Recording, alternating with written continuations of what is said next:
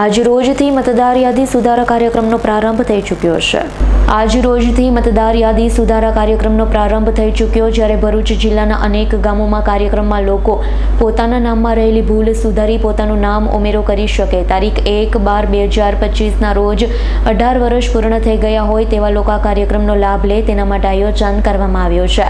પશ્ચિમ વિસ્તારમાં ward number 1 પર લોકો લાભ લીધો। હજુ આવનાર તારીખ 23/11/2024ના શનિવાર અને તારીખ 24/11/2024ના પણ આ કાર્યક્રમ દરેક મતદાન બૂથ પર રખાશે। ભરૂચના વોર્ડ નંબર 1ના કાઉન્સિલર સલીમભાઈ અમદાવાદીએ ભરૂચ એપીએમસી બૂથ અને ભરૂચ ડેન્ટલ બૂથની મુલાકાત લીધી। ભરૂચ શહેરના લોકોને આ કાર્યક્રમમાં વધારાથી વધારે લાભ લે તેવી અપીલ કરી। આજરોજ ભરૂચ મત વિસ્તારમાં ખાસ કરીને કલેક્ટરશ્રી અને ઇલેક્શન કમિશન દ્વારા મતદાન સુધારા કાર્યક્રમ રાખવામાં આવેલો છે।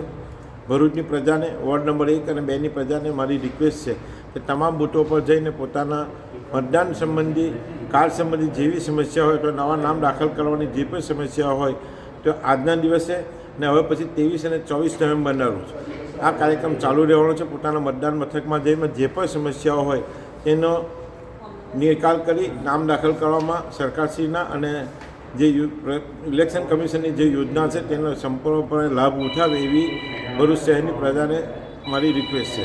આજ રોજ એપીએમસી માર્કેટ અને ડેન્ટલ કોલેજના બૂથ પર અમે મુલાકાત લીધી છે, જે સંબંધિત જે પણ પ્રશ્નો હતા તે પ્રશ્નોનો નિકાલ કરવામાં લોકોને સહકાર આપ્યો છે।